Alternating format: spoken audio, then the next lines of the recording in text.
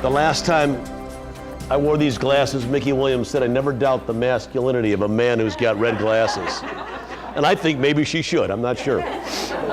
But Tim Gard has been connecting with audiences from Texas to Tasmania, cracking them up with entertaining, instructive presentations. In fact, he has spoken at more than 2,000 events. Your days, whether you're professional speakers, accountants, or whatever it is you do, your days are a series of good and bad things. So when something bad happens, I put my hand right here and I say, bummer. Try that.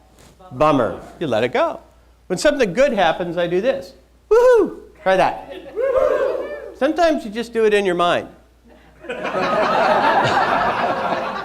I mean, when a beautiful woman sits next to me on the airplane, I don't go, woohoo!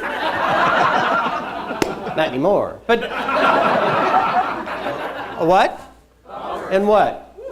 And with the little work, you can take the what and turn it into what?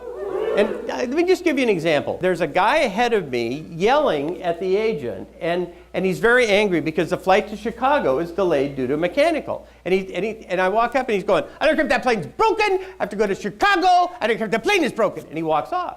And I'm next in line, and I walked up and I said, "I have a different opinion. If the plane is broken, I'm not getting on, and quite frankly, you can't make me." And he starts laughing, and he goes, "Mr. Gard, you made me laugh. I'm going to upgrade you to first class for free." Woo! You can only walk to A at Denver. You can't walk to the other concourses, and the train doesn't come, and the train doesn't come, and the train doesn't come, and people start stacking up, and you hear this, and everybody just stands there like I'm the only one that doesn't understand. They're all, you know, and you hear it again here. And this guy next to me goes, "What'd they say?" So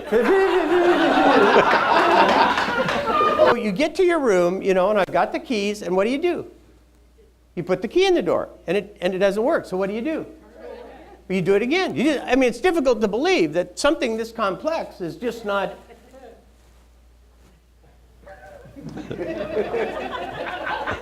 So then what do? Turn around. Turn around. Maybe the machine loads backwards. I don't know the physics, you know, and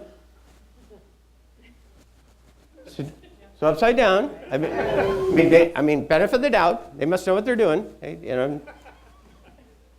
Then you go back one more time. And then you look to see if you're on the right floor. But she said, "Let me show you how to operate it." And she reaches under the counter and pulls out a life-size replica of the lock and door assembly and sets it on the counter. Now, I'm a 2-million-mile flyer. This is really not my first rodeo. And she said, "Would you like me to show you how to do it?" I would. You know, and there's these other people here, and I said, "Would you like to see this? I mean, this could be good." And may I see your key? Certainly. So I hand her the key. She puts it in, she takes it out, and she goes, "Do you see it?" And I said, "No, there's something subtle I'm missing, something that you're doing." And she could say, "Well, maybe you could show me how you're doing it." I said, "Yeah, I was just hitting the door." And she goes, "No, you just put it in real slow like this." These things either become our best stories or our worst nightmares. When you start dreading to check into hotels, you have trouble. You know, if all along, if you dread to get on the plane, if you don't want to go to the hotel, if all these things are problems, I think it makes a problem before we even get on stage. And this having fun, to me, is a real big part of this. It's not rocket surgery, as Britney Spears says. So use humor first for yourself. Say, "For myself." For myself. People don't always get your humor, do they? So what? You know, I think sometimes we just have to find those things that make us laugh, and it refreshes and renews us.